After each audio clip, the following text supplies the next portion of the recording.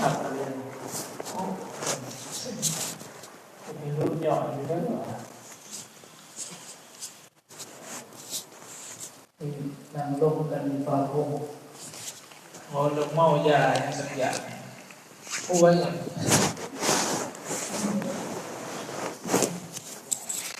วนไว้ก่อนไม่ใช่ใคร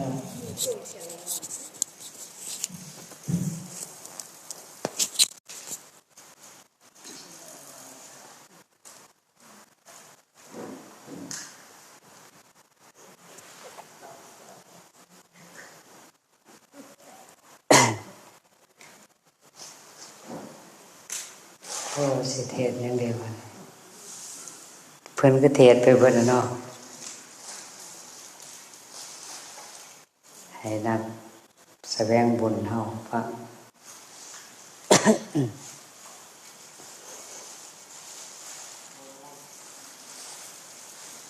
นะโมตัสสะภะคะวะโตอะระหะโตสัมมาสัมพุทธัสสะนะโมตัสสะภะคะวะโตอะระหะโตสัมมาสัมพุทธัสสะนะโมตัสสะภะคะวะโตอะระหะโตสัมมาสัมพุทธัสสะพุทธังธัมมังสังฆังนะมัสสามิขอนอบน้อมในคุณพระพุทธคุณพระธรรมคุณพระสงฆ์และขอเคารพพ่อแม่ครูอาจารย์คืออาจารย์แก้วที่เป็นเจ้าอาวาสและอาจารย์น้อยองค์เป็นประธานในงานนี้แล้วก็ขอขับแพงกัลยาณมิตรหรือว่าตุญญาติโยมเอามาลงตามสบายฟังธรรมตามสบายเฮ็ดโตสบายจริตเฮ็ดแบบสบายสบายบ่เก่งเพราะว่าการฟังนี่ก็เฮ็ดให้เฮามีศรัทธาอยากประพฤติปฏิบัติหลายคือกันการฟังเพราะว่าครูบาอาจารย์ประเทศไปหลายองค์เนาะอานาปานทุกอย่างกวดไปเบิดอะไรเนาะโอ้อาตมาเสียวยังนี่ประเทศให้ออกตนญาติโยมหรือว่านักประพฤติปฏิบัติคืออาตมาก็ตั้งคิดตั้งใจมายินดีนำศรัทธาที่ได้มาทอดผ้าป่าเป็นบุญมาเป็นบุญที่พระสัมมาสัมพุทธเจ้าเฮาเพิ่นได้บัญญัติไว้วางไว้ว่านี่เป็นบุญของรักของพระพุทธศาสนาเฮาบุญผู้อื่นนี่ก็บ่ค่อยอยากปานใดเพิ่นก็คือผ้าป่าเพิ่นว่าเด้จนออกมาจากบางสกุลและเอิ้นว่านี่คืออาตมาก็เดินทางมาตั้งแต่ไกลมาเพื่อเชิญมายินดีนำออกตนศรัทธาที่มีจิตใจสร้างบุญเพราะว่าตามของพระพุทธศาสนาหัวใจพระเวสสันดรคือทานศีลภาวนาว่าได้รักของการทำบุญของพระพุทธศาสนาเฮาบาดนี้เมื่อเฮาศึกษาหำเฮียนทั้งพ่อแม่ครูบาอาจารย์หลายองค์ แต่ละองค์ให้แนวคิดไปคนละแง่คนละมุมเพื่อให้เฮามีสติแนวใดมีสติระลึกสตินี่คือความระลึกได้สตินี่คือความระลึกได้ระลึกถึงคุณงามความดีที่เฮาได้เคยทำตั้งแต่เฮาเกิดมาเด้ แม้สิเป็นการให้วัตถุสิ่งของก็ดีหรือเฮาสิให้อภัยซึ่งกันและกันก็ดีคือกันก็เป็นบุญที่เฮาเคยช่วยสัตว์สรรพสิ่งหรือว่าเฮาเคยช่วยบุคคลที่ช่วยได้ยากอันนี้ก็เป็นบุญเป็นกุศลที่เฮาได้บำเพ็ญหรือว่าสร้างมาเด้บุญตัวนี้แหละมันสิส่งให้เฮาเอิ้นว่าเป็นกบะหรือว่าเป็นบารมีส่งให้สติปัญญาของเฮานี่มีความเฉลียวฉลาดขึ้นอันนี้ก็เป็นคือเนื้อหน้าบุญเด้เนื้อหน้าบุญที่เฮาสะสมบารมีขึ้นมาในศาสตร์นี้บ้านเถอะแต่ว่าศาสตร์ต่อไปก็ก่อนถ้ามันสิไปดีเฮาก็สะสมในศาสตร์ปัจจุบันนี่แหละพยายามดำริก็คือมีสติอยู่ในการทำบุญทำกุศลเรื่อยๆเด้นักบวชปฏิบัติธรรมเฮาคือว่าผู้แสวงบุญนี่แหละคือเนื้อหน้าบุญหลักของพระพุทธศาสนาเฮาก็ศึกษามาหลายก็คือบุญผาป่าบุญผาป่าเนี่ยเป็นบุญที่พระสัมมาสัมพุทธเจ้าเฮาและพระสงฆ์เทศตามปฏิบัติตามทำตามพระสัมมาสัมพุทธเจ้าเป็นบ่อเกิดแห่งความสุขเป็นบ่อเกิดแห่งความสงบใจจิตใจเฮานักปฏิบัติธรรมเฮาเพราะว่าหลักของพระพุทธศาสนาคันเฮาสิไปเฮ็ดแนวอื่นมันก็เฮ็ดบ่เกิดมันบ่แม่นเส้นทางของคุณงามความดีเด้จังว่านักแสวงบุญเฮาพยายามนี่แหละเฮ็ดเอามีเวลา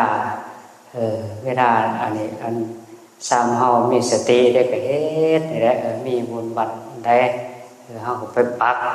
ไปเฮ็ดแต่เฮาก็เก็บเกี่ยวประสบการณ์เพราะว่าคันเฮาฉลาดแล้วเฮาก็สิเลือกไล่เด้เลือกเอาบุญได้คันเฮาบ่มีความเฉลียวฉลาดในการทำบุญบุญก็ย่อมบ่เกิดและมันก็คือคำว่าบ่เกิดมันก็คือเอาเปรียบเทียบอาตมาสิสมเทียบให้ฟังให้เบิ่งในลักษณะของคือความเปรียบเสมือนว่าเฮานั่งอยู่นี่นะอารมณ์ใดอารมณ์หนึ่งเฮาบ่พอใจในพระองค์หนึ่งที่เทศน์ขึ้นนั้นมันบ่พอใจความบ่พอใจนั่นแหละเป็นตัวกิเลส ความบ่พอใจ ความบ่พอใจเป็นตัวกันแห่งคุณงามความดีมันเป็นมานะเด้มันเป็นมานะที่ให้จิตของเฮาบ่มียอมรับไหลคันเฮาจะได้เฮาก็น้อมเอาฟังเอาเพราะว่าการฟังธรรมของพระสัมมาสัมพุทธเจ้าหลักก็คือมีความอ่อนน้อมเฮาน้อมเห็นบ่คนในอิติปิโสน้อมเข้ามาสู่โตเห็นบ่เพิ่นว่าเป็นภาษาลาวเฮาคันเฮาน้อมทุกสิ่งทุกอย่างเฮาน้อมมาเปรียบเสมือนเฮาสิกินอาหารเมื่อเปรียบเสมือนร่างกายของเฮาอาหารบางส่วนนี่มันก็ผิดกับพยาธิแท้แต่บางส่วนนี่มันก็ไปบำรุงเฮ็ดให้ธาตุของเฮานี่แข็งแรงขึ้นอาหารบางส่วนชั้นเข้าไปที่เรียกว่ากินเข้าไปมันก็เกิดเบื่อเกิดเมาคล้ายๆกันคือกันเลยการที่เฮาดำเนินชีวิตอยู่เด้เพราะว่ารักพระพุทธองค์เฮาเพิ่นเปรียบเทียบมนุษย์เฮาเนี่ยนะเปรียบเสมือนว่าจิตของมนุษย์เฮานี่เปรียบเสมือนมักสีคือแนวใดสีสันสีสันให้มนุษย์เฮาหลงลืมเส้นทางไปสู่อวตารแล้วเห็นบ่นักปฏิบัติธรรมเฮาบัดนี้คำว่าสีแนวใดสีอย่างหนึ่งนี่คือสีความหักแต่ ผู้เอาไปแต้มบ่ถือก็บ่พอใจสีนี่ได้คันมีสีเดียวผู้มีเสร็จความเสียเดียวสลาดเนี่ยเอาสีนี่นะสีความหักเป็นป้ายใส่มีความพอใจเอิบอิ่มหัวเราะสบายอันนี้เอิ้นว่าสีเข้าถึงสีพุ่นว่าสีนี่สีคือแนวใดสีสันเฮ็ดให้มีสีสันเฮ็ดให้ความพอใจอันนี้เอิ้นว่าสีแห่งความหักบาดนี้แต่ละจริตแต่ละบุคคลบางคนก็มีสีอีกแต่ละสีแล้วแต่ผู้สิจริตบาดนี้หลักของพระสัมมาสัมพุทธเจ้าเฮาเพิ่นให้สร้างบารมีเพื่อให้แยกสีนี่ได้แยกสีแห่งความลุ่มหลงนี่แหละสีแห่งความหักบาดนี้คันเฮามาสร้างบารมีจังซี่แหละสะสมบารมีให้อินทรีย์คำว่าอินทรีย์ให้มันแก่คำว่ามันแก่มันกล้าก็คือให้สติเฮานี่มีความระลึกต่อบุญต่อกุศลแล้วก็มีสมาธิคำว่าสมาธินี่คือแนวใดอีกจุดหนึ่งบางองค์เพิ่นก็ว่าโอ้สมาธิคือเขาสมาธิขันนั้นขันนี้สมาธินี่คือความตั้งใจมั่นตั้งใจมั่นในขอวัดปฏิบัติเฮานี่คันเฮาสิไปสิตั้งใจมั่นที่เฮาทำคุณงามความดีประพฤติปฏิบัติหลักของพระพุทธศาสนาเนี่ยสิผ่านสีนี่ได้ต้องการผ่านการฝึกยืนเดินนั่งนอนจิตสำคัญอยู่ที่จิตใจของเฮาเนี่ยสิดำเนินแบบไรแบบว่าเฮาแนวคิดของเฮาเนี่ยต้องโอนเอารับคำสอนของสมมาสัมพุทธเจ้าเอาได้มาดำริหรือสิเอาคำใดคำหนึ่งมาบริกรรมก็ได้เพราะว่าจริตนานาจิตตังจิตของคนเฮามันบ่คือกันเฮาสิเอาพุทโธก็ได้หรือสิเฮาสิเบิ่งลมหายใจก็ได้แต่ว่าเฮาตั้งศรัทธาขึ้นเชื่อว่าเฮาประพฤติปฏิบัติไปนี่เฮาต้องได้ความอดทนหรือว่าได้ความเนี่ยได้สติเรียกว่าได้สมาธิให้มันเกิดเฮาเฮ็ดไปจังซั่นแหละพอรักของพระสัมมาสัมพุทธเจ้าเฮาเด้อคือให้มีศรัทธาแล้วก็แล้วก็สร้างความเพียรกันสร้างความเพียรกันเพียรทำเพียรมันดีต่อบุญต่อกุศลบัดนี้พวกเฮาเศร้าโพดเป็นหยังมันคือว่าเฮ็ดบุญไปเรื่อยๆแต่ว่าบ่มีความเสียสละจักเทื่อเพราะว่าการทำบุญดำเนินจิตสำคัญอยู่ที่จิตหลักของพระสัมมาสัมพุทธเจ้าเฮาเพิ่นสอนว่าให้ปราบจิตปราบใจจิตของเฮาดำเนินไปจังไดก็คือดำริถึงสิ่งที่มันบ่เที่ยงแนวใดมันบ่เที่ยงทุกสิ่งทุกอย่างมันก็บ่เที่ยงอันนี้พระสัมมาสัมพุทธเจ้าเฮาเพิ่นให้ดำริว่านี่คืออาตมาว่าบอกมาแนะนำเห็นบอกพระสัมมาสัมพุทธเจ้าเพิ่นว่าผู้ใดเห็นธรรมผู้ใดเห็นเฮาเพิ่นว่าแม่นแต่ว่าครูอาจารย์เพิ่นก็เว้าหลายเข้ามาเห็นเฮาต้องให้มันเห็นเจ้าของได้ยินบ่ถ้าเห็นเฮาเองมันจะเห็นพระพุทธเจ้าคันเฮาบ่เห็นเจ้าของมันก็บ่เห็นพระพุทธเจ้าแม่นอันนี้รักของพระพุทธศาสนามีแต่ว่าทำบุญส่วนใดทำบุญนี่ก็เอาแค่มวนแต่จิตใจเพิ่นไปนำสิ่งที่เราหูรอตาทุกอย่างไปเด้โอ้ยวัดงามเด้เพราะว่าเฟิ่นไปดำเนินจิตรักของพระพุทธศาสนาคนก็ยังว่าท่านก็เลิศกันไปอีกก็คือรักษาศีลการรักษาศีลได้อีกภาวนาการภาวนาอะไรก็คือเห็นความบ่เที่ยง เห็นความบ่เที่ยงของทุกสิ่งทุกอย่างคืออาตมาอาตมาก็ยังสิเอาโยมพอเหมือนเดิมอีกเพราะว่าอาตมาบ่เคยเรียนปริญญามีแต่ปฏิบัติลุยอย่างเดียวเอากายเจ้าของเพราะว่าอาตมาเข้าใจในหลักของพระพุทธองค์เฮาสมัยก่อนเพราะว่าโยมพ่อของอาตมาตอนเราใจเราสิขาดเล่าให้อาตมาเพียงแต่ว่าธาตุสี่ในโลกโกในของมนุษย์เท่านี้มีแต่ธาตุสี่ธาตุสี่เขาขันธ์ห้าเท่านี้บ่มีหยังใจเราบอกเสียใจเราขาดปุ๊บอาตมาเอามาปฏิบัติอามาปฏิบัติคำพระสัมมาสัมพุทธเจ้าการเรียนดีบ่ดีการเรียนปริญญา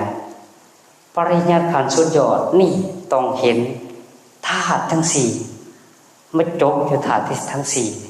ปริญญาทางในและขั้นปริญญาภายนอกเนี่ยต้องในเปิดในตำราในเวลาและอะไรฟังอันนี้เป็นแค่ปริญญาภายนอกปริญญาภายในเนี่ยมันต้องเห็นกายเห็นธาตุสี่มันเป็นอย่างไรมันบ่เที่ยงจังไดมันแปรปรวนเป็นอย่างไรอันนี้คือปริญญาภายในต้องเห็นว่าธาตุสี่ขันธ์ห้าพระสัมมาสัมพุทธเจ้าเฮาเพิ่นเปรียบเทียบว่าจังไดเปรียบเสมือนเหือห่างกายของเฮาเหือนี่มันทาพยาธิเขามาแทรกแซงนี่แปลว่าเหือมันจะหัวเปรียบเสมือนอาตมานี่เป็นเหือจากหัวนี่เหือนี่จากหัวอีกอย่างนึงพระสัมมาสัมพุทธเจ้าเพิ่นเปรียบเทียบว่าเกียรติ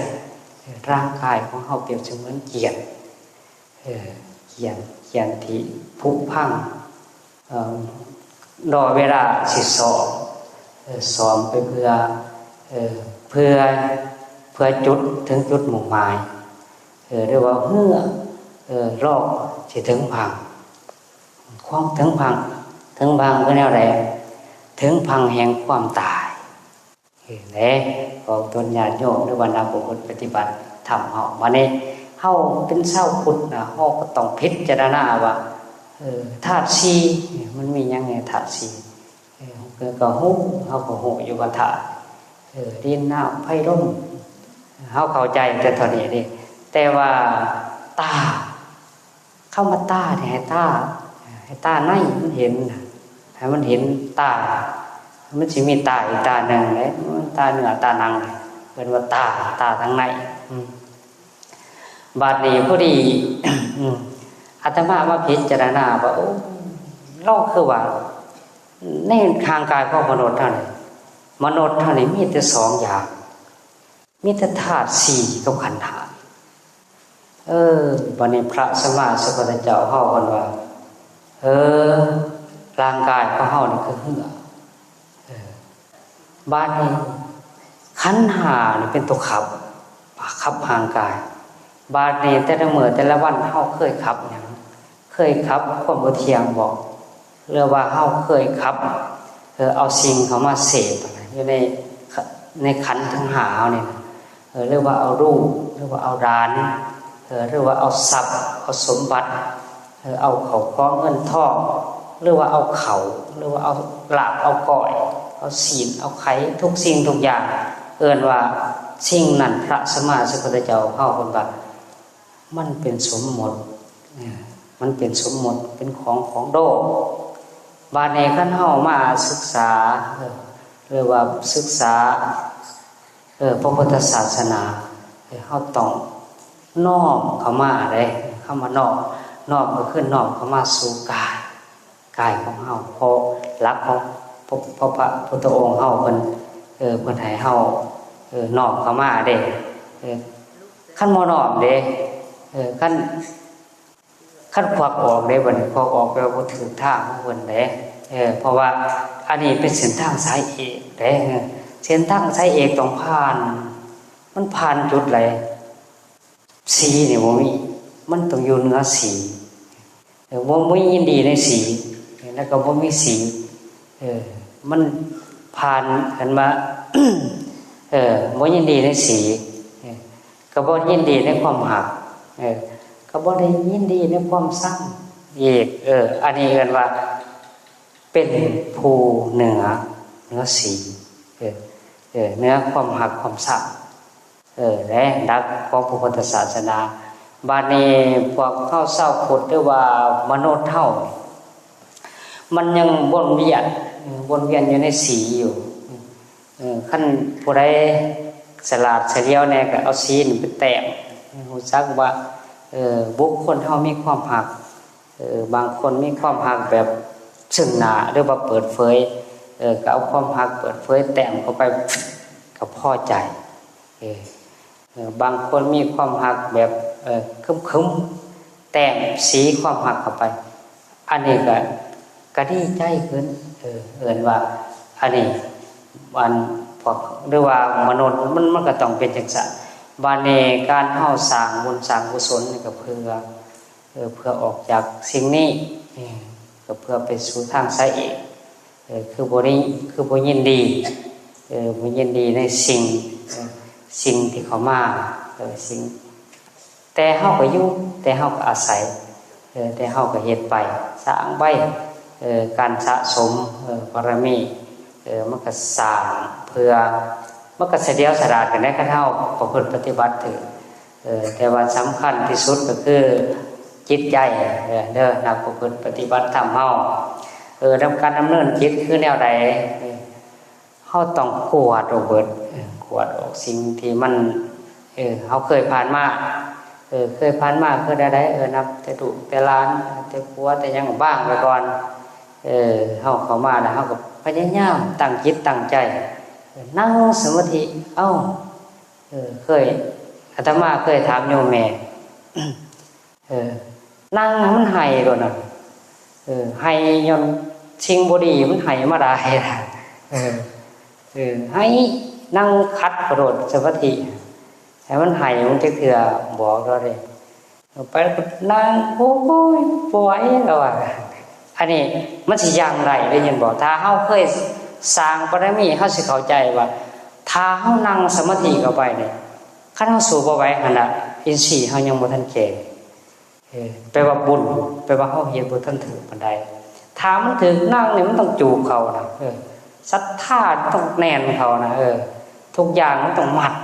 แน่นเขาโดเอิ้นว่าเคยประพฤติปฏิบัติถ้าปฏิบัติเป็นตาได้จังซี่ปั้นคนใดนักประพฤติปฏิบัติธรรมเห็นบ่ข้างพระพุทธการเคยเห็นได้ยินบอกคือว่าหรือว่าภิกษุณีหรือว่าสาวกของพระสัมมาสัมพุทธเจ้ามันประพฤติปฏิบัติธรรมรักของสาวกแต่ละองค์หรือว่าพระพุทธองค์เฮาเพิ่น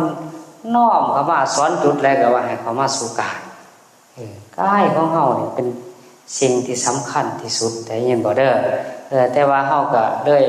ลืมพอแนวไหลพอเฮาหลุ่มหลงในสิ่งที่เข้ามายั่วยวนอยู่ในสายตาเฮาไปเห็นสิ่งอื่นน่ะมันก็ดื้อเอิ้นว่าดื้อขาดสติ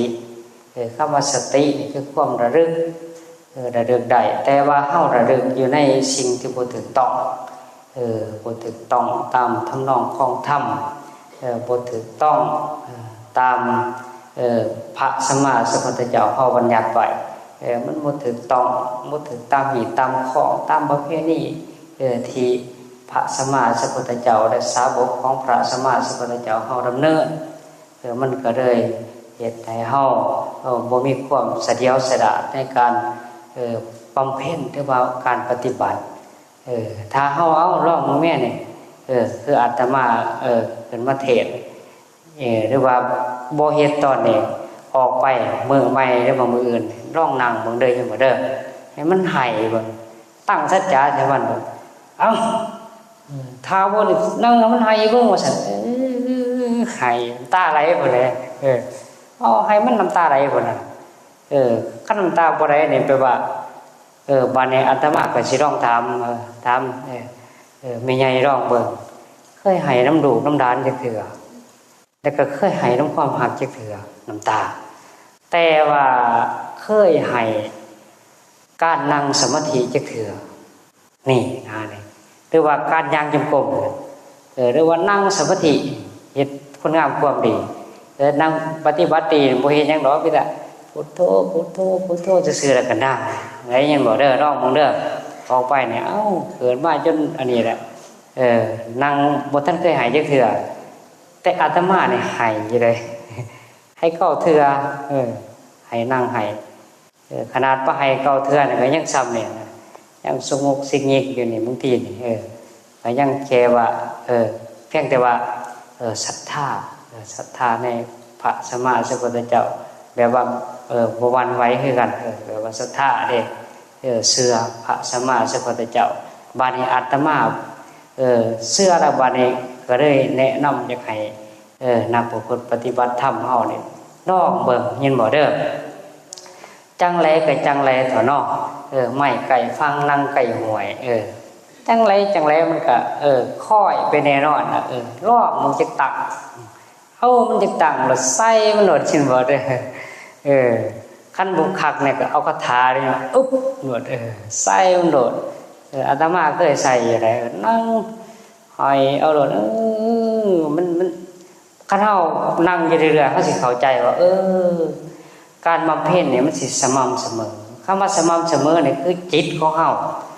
จิตของเฮานี่สิบ่ปราจากอารมณ์แต่ใดคันเอาพุทโธเอาแต่พุทโธเอาพุทโธทุกจิตมันพึบออกไปนอกมันออกไปใส่เขาต้องมีสติคือความระลึกให้มันระลึกได้คำที่เฮาบริกรรมมันออกปุ๊บไปมันไปใส่มันเป็นหน้ามันไปหาดูหรือว่ามันไปหาผัวระลึกปุ๊บดึงเข้ามาอีกนี่อะไรนี่คือขอวัดปฏิบัติอะไรอย่างสมาธินี่คือความตั้งใจเขาตั้งใจประพฤติปฏิบัติบ่ต้องมาเอาดอกเอาซ่านั่นเช้านี่อย่าท่านอยากได้ซ่าน่ะมันบ่เที่ยงหรอกซ่าเห็นบ่ซ่าฮอเฮิร์นในอากาศก็ยังเป็นพอกับเขาหน่อยเขาคือกันเลยซ่ามันบ่เที่ยงตัวมันเที่ยงคือขอวัดปฏิบัติของพระสัมมาสัมพุทธเจ้าอย่าว่าจะไปได้ซ่าน่ะซ่านี่เอานี่แหละเอาข้อมระดิขอแต่ว่าจิตเฮาเนี่ยจิตเฮาบ่ออกจากอารมณ์ยินบ่นักปฏิบัติธรรมเฮาอารมณ์คือแนวใดคันเบิ่งลมหายใจก็เบิ่งลมเบิ่งเข้าไปเบิ่งบ่แม่นมาแต่หันใจซื่อๆก็คิดฮอดลูกเด้นั่งไปอีกโอ้ยมื้อสิกินข้าวกับหยังเด้เพราะว่าอันนี้บ่แม่นได้จังบ่เด้ออันนี้บ่แม่นภาวนาขั้นภาวนามันต้องตั้งสติคือความตั้งใ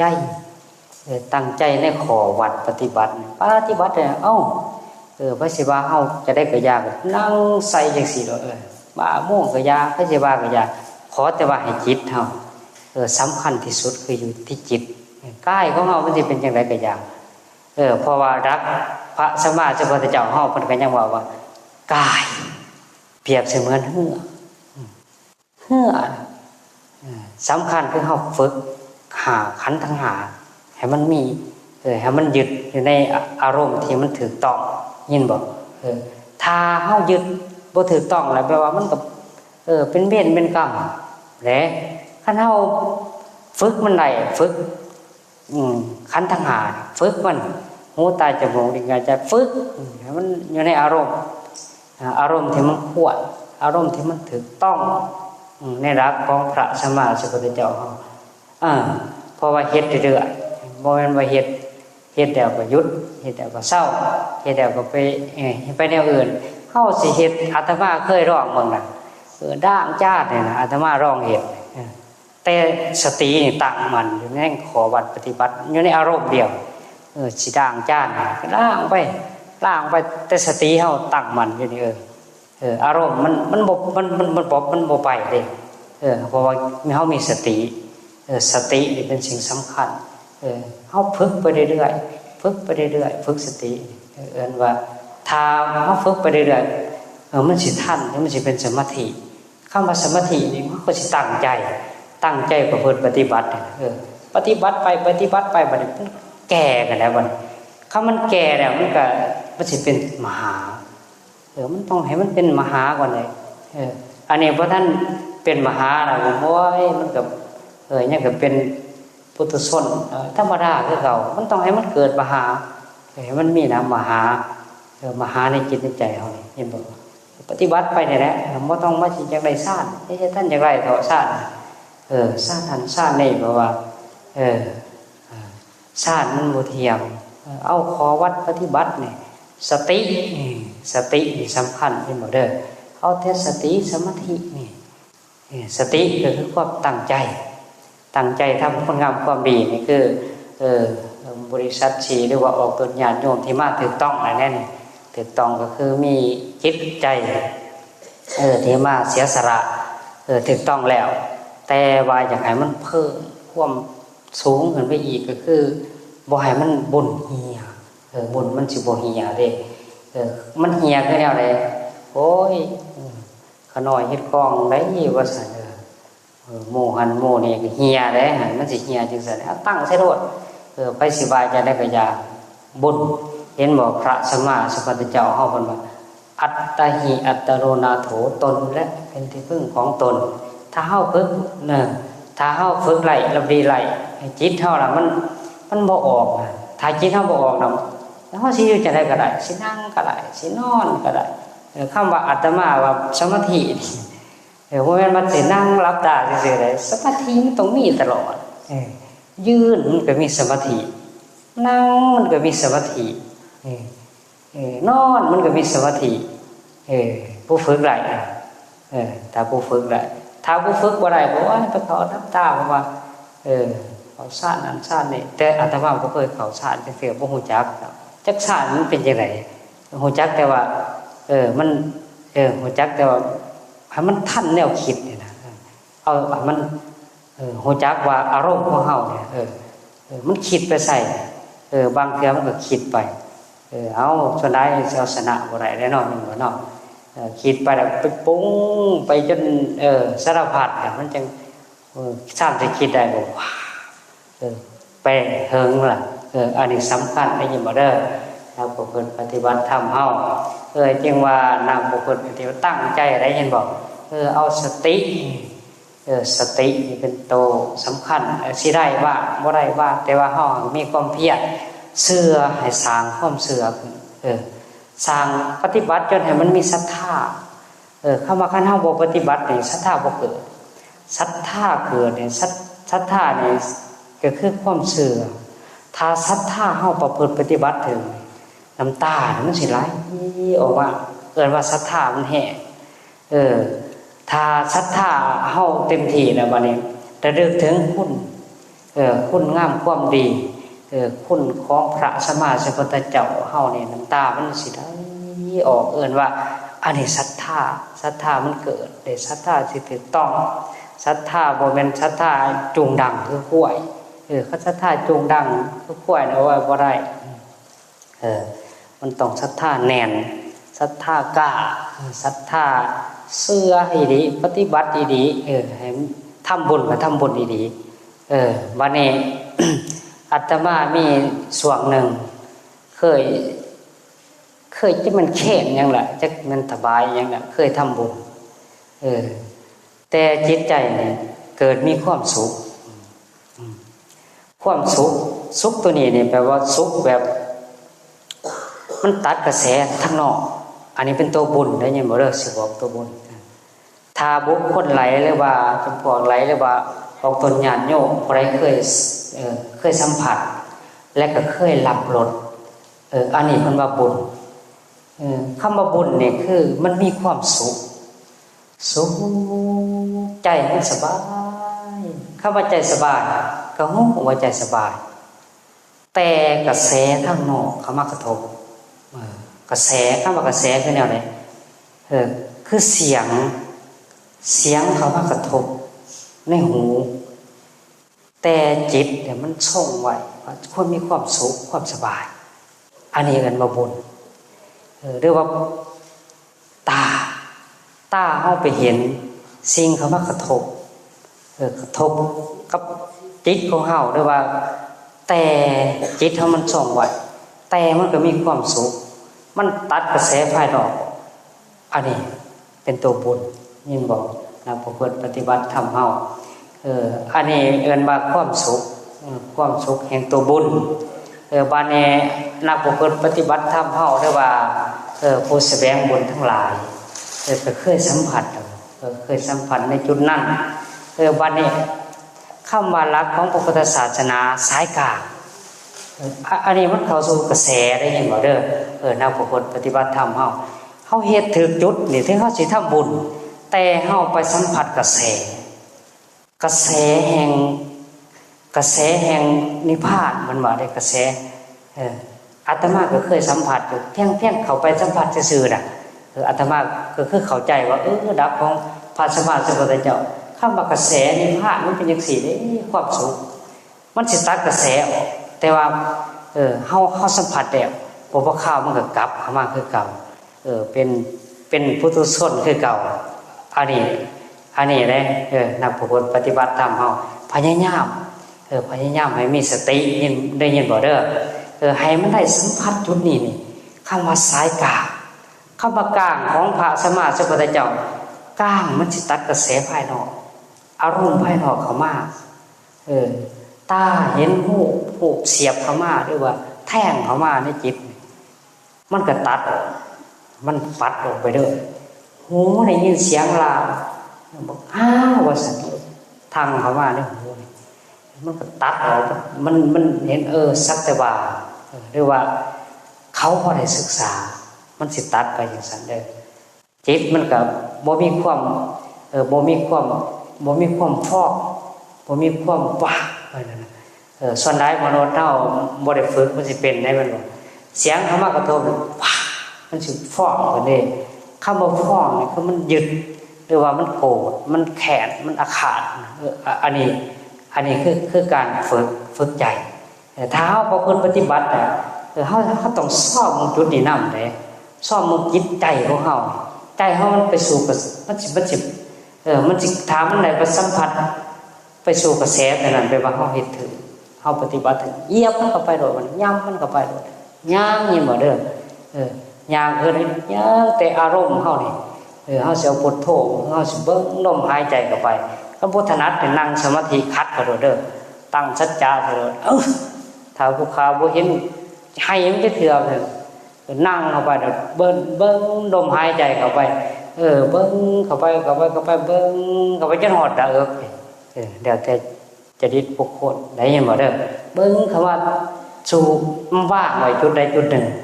เฮาสิว่างมาได้ดีบ่ให้น่ะนี่ว่างไว้เพ่งอย่างเพ่งบ่ให้จิตมันเคลื่อนนะคันจิตเฮาเคลื่อนปั๊บออกไปนี่แปลว่าเฮามาตั้งใหม่จังได๋เฮาต้องเพ่งเข้าไปสู้ปัญญาแหละสู้กับความถูกพอรักของพระสัมมาสัมพุทธเจ้าหลักของพระพุทธศาสนาเพิ่นสอน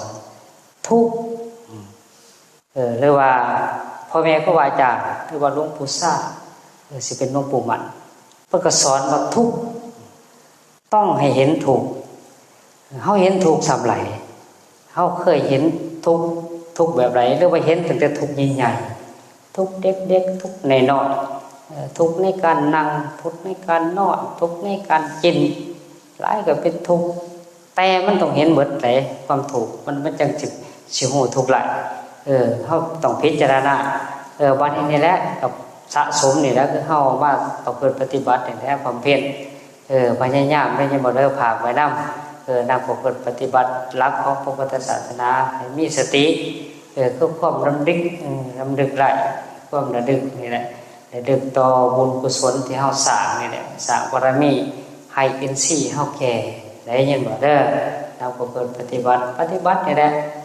ยืนปกบ่มีหลายมันจะยืนเดินนั่งนอนเฮ็ดเวียกเฮ็ดงานมันจะสิปาแล้วแต่จริตถ้าถึงแบบไรเฮาก็แนวนั้นเพราะว่าการทำสมาธิท ถ้าเฮาเฮ็ดเรื่อยๆนี่เฮาสิเป็นผู้อาถรรพ์เป็นผู้กล้าเฮ็ดกล้าทำกล้า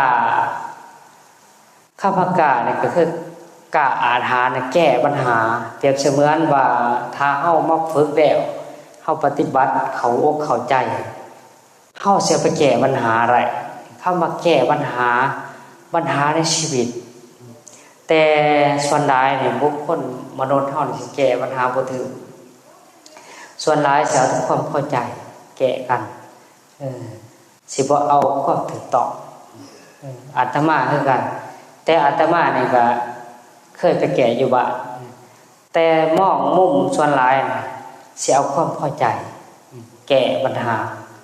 บางเทื่อลูกหลานหรือว่าเป็นพี่เป็นน้องก็เอาความพอใจเอาความพอใจไปแก้มันก็เลยเป็นการพ่มรอยหรือว่ามันมีฝังอยู่ฝังที่มันบ่ถูกต้องในหลักสัจธรรมแห่งความจริงวันนี้ในหลักของพระพุทธศาสนาเฮามันต้องเอาความถูกต้องความถูกต้องคันความถูกต้องมันบ่เอาความถูกใจแล้วก็บ่เอาความเสียใจอันนี้มันเป็นหลักที่พระสัมมาสัมพุทธเจ้าเฮาเพิ่นเทศว่าเห็นบ่สวงโพธิปัจจคีทั้งหาเพิ่นเอาความถูกต้องว่าสายกลางสายกลางบ่โอนไปทางหักแล้วก็บ่โอนไปทางซ้ายมันคือความถูกต้องก็บ่ไว้หน้าไปอีกพระพุทธองค์เพิ่นบ่ไว้หน้าไปสิเป็นญาติเป็นมิตรเป็นมหาเศรษฐีหรือเป็นคนทุกข์คนยากเป็นคนขอทานเป็นคนขี้โลภเพิ่นก็บ่ได้เพิ่นบ่ได้ว่าแยกเพิ่นบ่ได้แยกเพิ่นเอาจุดเดียวคือความถูกต้องคือถ้าบุคคลใดจับความถูกต้องนี่แปลว่าอันนี้เป็นทำตามคำสอนของสมมาสัมพุทธเจ้าเฮาจึงว่าตั้งจิตตั้งใจจับหลักเฮาต้องจับหลักได้ยังบ่เด้อถ้าเฮามาประพฤติปฏิบัติแต่บ่มีการจับจับเราเอาสมาธิสมาธินั่นสมาธิเนี่ยจะได้จังซั่นคือครูบาอาจารย์เพิ่นว่าเฮาต้องจับจุดเดียวสติก็คือความระลึกมันระลึกอยู่ไสระลึกจุดใดเอาคันเฮาสิระลึกหาขอบหาขั้วเฮาสิระลึกหารถหรือว่าเฮาสิระลึกหาเพชรนิลจินดาอันนั้นมันบ่ถึงเฮาต้องระลึกถึงคำสอนของสัมมาสัมพุทธเจ้าหรือว่าความบ่เที่ยงนี่เฮาต้องระลึกถึงจุดนี้สมาธิเด้คำว่าสมาธินี่คือความตั้งใจเฮาสิตั้งใจใส่ตั้งใจใส่ในขอบในขั้วสั่งใจใส่หาเงินหาคำอันนี้อาตมาเคยไปเห็นเสี่ยวแต่ว่าก็บ่เคยเบาก็คือสังเวชซื่อๆไปเห็นเขางัดมันงัดรุ่นเดียวก็เลยงัดก็เกิดสังเวชได้เกิดความสังเวชแต่ว่าก็เกิดอยู่ในจิตคิดไปได้มนุษย์แต่ว่าเขาหลงผิดหลงทุ่มเทแห้งกายแห้งใจเพื่อเนี่ยอะไรเพื่อมาเลี้ยงชีวิตไปแล้วก็หลงดำเนินจิตไปทางอื่นดำเนินจิตไปก็คือหาดูหาร้านกลับมาเฮ็ดเมื่อยๆแล้วก็เห็นดูเห็นร้านโอ้ยน่ารักนะเพราะว่าเป็นบ่รักแล้วก็จุ๊บเพราะว่าอันนี้คือสีแต่งกันเพื่อให้เฮาหลงเส้นทางแห่งคุณงามความดีแต่เห็นบอกนักปฏิบัติธรรมเฮาถือว่าผู้แสวงบุญก็ให้ตั้งจิตตั้งใจเด้อเห็นบ่เด้อให้มีสติสติในคอวัดปฏิบัตินี่บ่ต้องเอาจังไดคอวัดสติก็คือความระลึกถึงคุณงามความดีที่เฮาทำพระสัมมาสัมพุทธเจ้าเฮาเพิ่นให้ว่ามีสติหยัง1คือให้เฮาเห็นบ่คือพระเวสสันดรหัวใจพระเวทว่าจังไดหัวใจพระเวสสันดรที่เฮาพวกเข้าเศร้าพุทธถือกันคันภาษาบาลีเพิ่นก็ว่าทานังเทติสีดังรักขติภาวนังภาเวตวาก็คือ1ก็คือให้ทาน2ก็คือรักษาศีล3ก็คือภาวนา คำว่าภาวนาก็คือพัฒนาจิตของเฮาให้ตั้งไว้ได้ให้มันมีสติปฏิบัติไปจังซี่แหละเฮ็ดซ้ำๆซักๆตื่นขึ้นมาก็ระลึกตื่นขึ้นมานอนก็เบิ่งสติอยู่หั่นเบิ่งการรับการตื่นเบิ่งเอาอยู่หั่นน่ะครูบาอาจารย์เพิ่นก็เบิ่งอีซั่นคือกันแต่อาตมาก็ยังเบิ่งคือกันแต่อาตมาเนี่ยผ่านความตายหลายถึงแต่พิจารณาบ่แตกอาตมาก็พิจารณาบ่แตกคือกันคือผ่านมาแต่สำคัญที่สุดนี่คือพิจารณาตอนเฮาเป็นถ้าเฮาเป็นเนี่ยเฮาต้องพิจตัวนี้เป็นอาวุธที่สำคัญอยู่ที่ให้เฮามีสติแห้งเวลาป่วยปุ๊บนี่เบิ่งโลดอาตมานี่ก็ป่วยเบิ่งโลดเลยตั้งใจใส่โลดปัจจิตายมาได้กวดเอาเบิดโลดของแนวได้กวดถึงเบิดกวดถิ่มเคยกวดถิ่มหลายเทื่อแต่มันก็ยังบ่ทันเข้าใจแต่ว่าเข้าใจเทื่อนึงอยู่อาตมาไปผู้ผ่าเข้าใจแห้งเข้าใจในการตายมันพอเข้ามาเนี่ยเฮามาฝึกเตรียมตัวตายอาตมาไปในหันมันสงสัยมันสิเป็นวัดพ่อแม่ครูบาอาจารย์แน่แต่ว่ามันสติปัญญามันก็ได้ไปเข้าใจในความตายนี่ผมวัดอาจารย์ผู้บุญมาเป็นลูกศิษย์ของหลวงปู่เสาอาตมาไปสอยงานเพิ่นเห็นความตายนะตายเป็นนักรบนะไล่บาทฝ้ายบาทแล้วก็ภาสค่าแล้วก็ผักจีบอนบริขารมัดติดเลยคิดว่าสิตายเลยแต่ว่าขั้นสิตายผู้เดียวก็บ่ได้ย่างขึ้นผู้เด้คิดจะได้กันตายแน่เนาะความตั้งสตินี่นะย่างไปนี่ในโลกอาตมาก็ได้มาเข้าใจจุดว่าโยมพอว่าในโลกนี้มีแต่ธาตุสี่ตกขันธ์5เนี่ยเขาต้องคัดตกขันธ์5เนี่ยคัดบ่ให้มีทุรีนี่ก็คือบ่ให้มีสิ่งที่เขามาเจือปนที่เขามาฟอกขันธ์5ต้องให้มันสะอาดก็คือฟอกจิตเฮาพอว่าจิตเฮามันสิวนอยู่ในขันธ์5อาตมาได้แบบเมื่อมันสิตายนี่มันสิปล่อยบัดนี้คันเฮาบ่ได้ฝึกเด้คันเฮาบ่ได้ฝึกมันสิเศร้าหันเศร้านี่จะได้จะว่ามันสิซะอาตมาก็พ่อของอาตมาคือกันดีเด้เวลาเราสิตายก็แว่กูอยู่ไสบ่ว่าเด้ถามมาจังซั่นดูกูเด้ดูผู้นั้นเด้กูให้มันแนวนั้นมันคือบ่มาเบิ่งกูว่าบางสิ่งบางอย่างมันหาบ่มองเพิงบ่ได้เด้บัดนี้พอดีอาตมาจึงเข้าใจว่ามันแม่นหลักของพระสัมมาสัมพุทธเจ้าพระพุทธองค์เขาก็เปรียบเทียบขันทั้ง5นี่เป็นตัวขับร่างกายของเฮาให้ไปสู่จุดความแห่งความตายบาดนี้ก่อนเฮาสอนความตายเฮาสิเอาหยังมาประราจิตของเฮาเฮาสิเอารูปเฮาสิเอาทรัพย์สมบัติหรือเฮาสิเอาสิ่งใดให้เขามาหรือเฮาสิเอารถลาภพาหนะหรือว่าเฮาสิเอาลูกเอาผัวเอาลูกเอาเมียไปแต่ว่าสิ่งนั้นเมื่อเฮาสิตายแล้วอาตมายอมกล้าพันธงด้วยว่าเห็นโยมพอผลสุดท้ายเนี่ยเราเศร้าหนาเศร้าดังเศร้าหาหมองเพิงแต่มันก็บ่พอความสุขนี่อาตมาจึงได้เข้าใจว่าปริยัติอย่างหลวงปู่หมันเพิ่นว่าปริยัติปฏิบัติปฏิเบตปริยัติขันต้นก็คือการเรียนตำราปริยัติขันที่2เขาว่านี่มันต้องปาตำรามาเบิ่งกายเจ้าของปริยัติขันที่3ยันเข้าไปอีก